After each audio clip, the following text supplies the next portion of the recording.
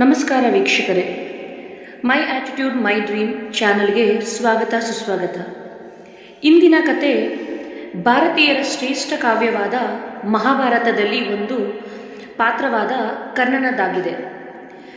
ಮಹಾಭಾರತದಲ್ಲಿ ಹಲವಾರು ವೀರರಿದ್ದರೂ ಕರ್ಣನಷ್ಟು ಧೈರ್ಯ, ಪ್ರೀತಿ, ದಾನಶೀಲತೆ, ಶೌರ್ಯ, ಮಾನವೀಯತೆ ಪಾತ್ರ ಮತ್ತೊಂದಿಲ್ಲ. ಕರ್ಣನ ಜೀವನವು ಜನನದಿಂದ ಮರಣದವರೆಗೆ ವಿಧಿಯ ಜೊತೆ ಹೋರಾಡಿದ ಕತೆ. ಈ ಕತೆ ಬರೀ ಸಾಮಾನ್ಯದಲ್ಲ. ಕರ್ಣ ಮಹಾಭಾರತದ ಅತ್ಯಂತ ಶೂರ ಮತ್ತು ದಾನಶೂರ ಯೋಧರಲ್ಲಿ ಒಬ್ಬನು.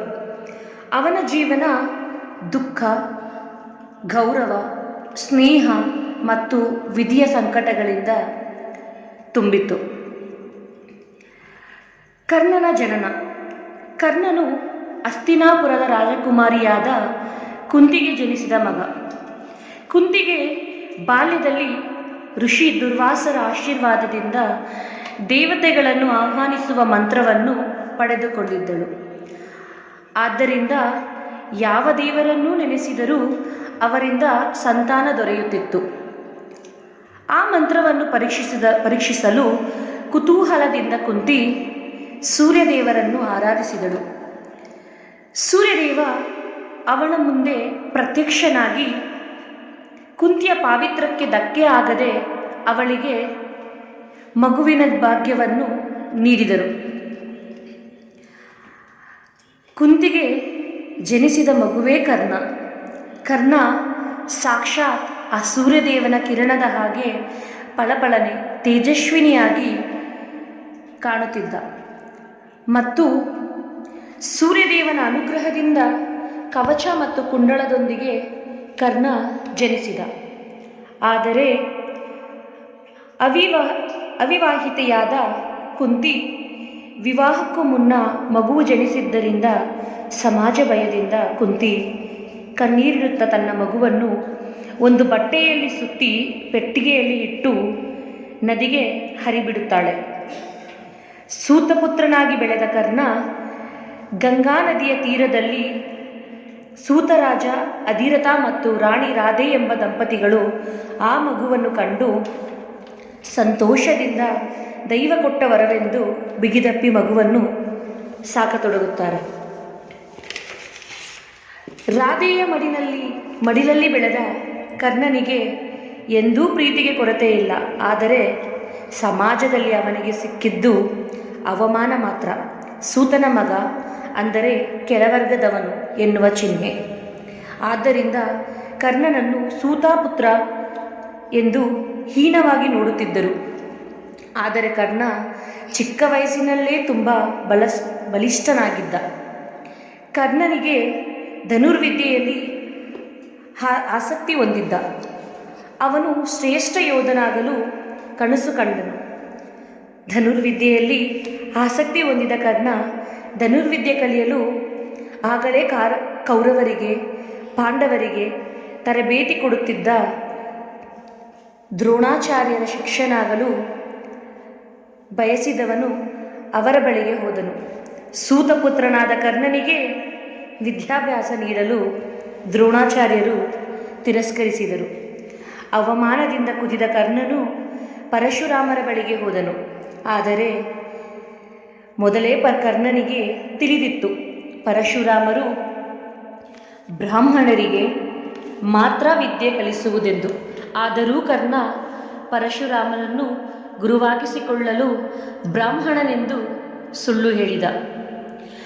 ಪರಶುರಾಮರಿಂದ ಅಸ್ತ್ರ ಶಸ್ತ್ರ ವಿದ್ಯೆಯನ್ನು ಸಂಪೂರ್ಣವಾಗಿ ಕಲಿತನು.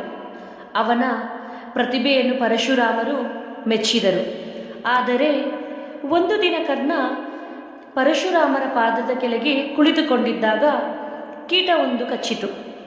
ಭಾರೀ ನೋವಾದರೂ ಗುರುವಿನ ನಿದ್ರೆಗೆ ಅಡ್ಡಿ ಮಾಡಬಾರದೆಂದು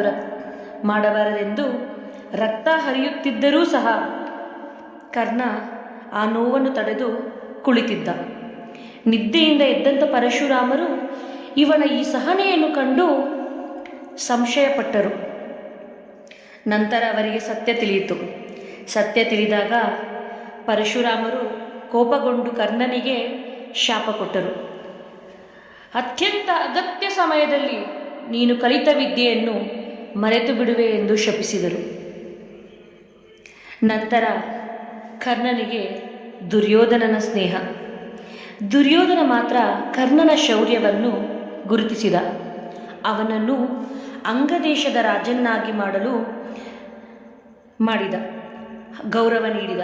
ಆದ್ದರಿಂದ ಕರ್ಣನು ದುರ್ಯೋಧನನಿಗೆ ಜೀವಿತಾವಧಿಯ ನಿಷ್ಠಾವಂತ ಸ್ನೇಹಿತನಾದ. ಕರ್ಣನ ಕವಚ ಕುಂಡಲದಾನ ಇಂದ್ರನ ಪರೀಕ್ಷೆಯಲ್ಲಿ. ಮಹಾಭಾರತದ ಯುದ್ಧಕ್ಕೂ ಮೊದಲು ಇಂದ್ರದೇವ ಬ್ರಾಹ್ಮಣ ವೇಷದಲ್ಲಿ ಬಂದು ಕರ್ಣನನ್ನು ಕವಚ ಕುಂಡಲ ದಾನವಾಗಿ ಬೇಡಿದ್ದನು. ಸ್ವಲ್ಪ ಕೂಡ ಯೋಚಿಸದ ಕರ್ಣ ಸಾಕ್ಷಾತ್ ಸೂರ್ಯದೇವರೇ ಎಚ್ಚರಿಸಿದರೂ ಸಹ ತನ್ನ ಪ್ರಾಣ ರಕ್ಷಕವಾದ ಕವಚ ಕುಂಡಲವನ್ನು ನಗುತ್ತಲೇ ಕಡಿದು ದಾನ ನೀಡಿದನು.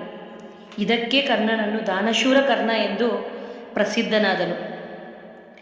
ಕೊನೆಯದಾಗಿ ಕುಂತಿಯ ಸತ್ಯ ಬಹಿರಂಗ. ಕುಂತಿ ಕರ್ಣನನ್ನು ಭೇಟಿಯಾಗಿ ಅವನು ತನ್ನ ಮೊದಲನೇ ಪುತ್ರನೆಂದು ಸತ್ಯ ತಿಳಿಸಿದಳು ಮತ್ತು ಪಾಂಡವರ ಪರವಾಗಿ ಯುದ್ಧ ಮಾಡಬೇಕೆಂದು ಕರ್ಣನನ್ನು ಬೇಡಿಕೊಂಡಳು. ಕ್ಷಣಕ್ಕೆ ತಾಯಿ ಪ್ರೀತಿಗೆ ಕರಗಿದರೂ ಕರ್ಣ ದುರ್ಯೋಧನನ ಋಣವನ್ನು ಮರೆಯಲಿಲ್ಲ. ಕುಂತಿಗೆ ಕೈಮುಟ್ಟಿ ಪ್ರಮಾಣ ಮಾಡಿದನು. ತಾಯಿ, ನಾನು ಯುದ್ಧದಲ್ಲಿ ಅರ್ಜುನನನ್ನು ಹೊರತುಪಡಿಸಿ ಬೇರ್ಯಾವ ಪಾಂಡವರನ್ನೂ ಕೊಲ್ಲುವುದಿಲ್ಲ ಎಂದು. ತಾಯಿ ಅಳುತ್ತಲೇ ಕರ್ಣನನ್ನು ಮತ್ತೊಮ್ಮೆ ಕೇಳಿಕೊಂಡಳು. ಆದರೂ ಸಹ ಕರ್ಣ ಒಪ್ಪಲಿಲ್ಲ. ಮಹಾಭಾರತದ ಯುದ್ಧ ಕರ್ಣ ಮತ್ತು ಅರ್ಜುನ ಇಬ್ಬರ ನಡುವೆ ಆದರೂ ಇಬ್ಬರು ಮಹಾನ್ ಧನುರ್ಧಾರಿಗಳು. ಇವರ ನಡುವೆ ಸದಾ ಸ್ಪರ್ಧೆ ಇತ್ತು. ಕುರುಕ್ಷೇತ್ರ ಯುದ್ಧದಲ್ಲಿ ಕರ್ಣನು ಕೌರವರ ಪರ ಹೋರಾಡಿದ. ಯುದ್ಧದ ವೇಳೆ ಅವನ ರಥದ ಚಕ್ರ ಮಣ್ಣಿನಲ್ಲಿ ಸಿಲುಕಿತು. ಆದರೆ ಕರ್ಣ ಏನು ಮಾಡಲೆಂದು ತೋಚಲಿಲ್ಲ. ಅದೇ ಸಮಯದಲ್ಲಿ ಪರಶುರಾಮರ ಶಾಪದ ಪರಿಣಾಮವಾಗಿ ಅವನಿಗೆ ಅಸ್ತ್ರ ಮಂತ್ರ ಮರೆತು ಹೋಯಿತು. ಆ ಸಂದರ್ಭವನ್ನು ಬಳಸಿಕೊಂಡು ಅರ್ಜುನನು ಕರ್ಣನನ್ನು ಸಂಹರಿಸಿದನು.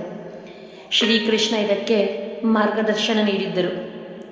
ಆದರೆ ಶ್ರೀಕೃಷ್ಣ ಕರ್ಣ ಮರಣ ಹೊಂದಿದ ನಂತರ ಎಲ್ಲರಿಗೂ ಕರ್ಣನ ದಾನ, ಧರ್ಮ, ನಿಷ್ಠೆ, ಪ್ರೀತಿ ಬಗ್ಗೆ ತಿಳಿಸಿದರು. ಎಲ್ಲರೂ ಕರ್ಣನ ಜೀವನವನ್ನು ನೆನೆದು ಕಣ್ಣೀರು ಹಾಕತೊಡಗಿದರು. ಈ ಕಥೆಯಿಂದ ನಮಗೆ ಕರ್ಣನ ಮಹತ್ವ ತಿಳಿಯುತ್ತದೆ. ಕರ್ಣನ ದಾನಶೀಲತೆ, ಸ್ನೇಹಕ್ಕೆ ನಿಷ್ಠೆ, ಆತ್ಮಗೌರವ, ವಿಧಿಯ ಕ್ರೂರತೆ ಇವುಗಳನ್ನು ತಿಳಿಸುತ್ತದೆ. ಮಹಾಭಾರತದಲ್ಲಿ ಕರ್ಣನು ಅತ್ಯಂತ ದುರಂತ ನಾಯಕ ಎಂದು ಪರಿಗಣಿಸಲಾಗುತ್ತದೆ. ಈ ಕಥೆ ನಿಮಗೆಲ್ಲ ಇಷ್ಟವಾದರೆ ನಮ್ಮ ಚಾನಲ್ ಸಬ್ಸ್ಕ್ರೈಬ್ ಮಾಡಿ, ಶೇರ್ ಮಾಡಿ, ಲೈಕ್ ಮಾಡಿ. ವೀಕ್ಷಿಸಿದ ನನ್ನೆಲ್ಲ ವೀಕ್ಷಕರಿಗೂ ತುಂಬು ಹೃದಯದ ಧನ್ಯವಾದಗಳು.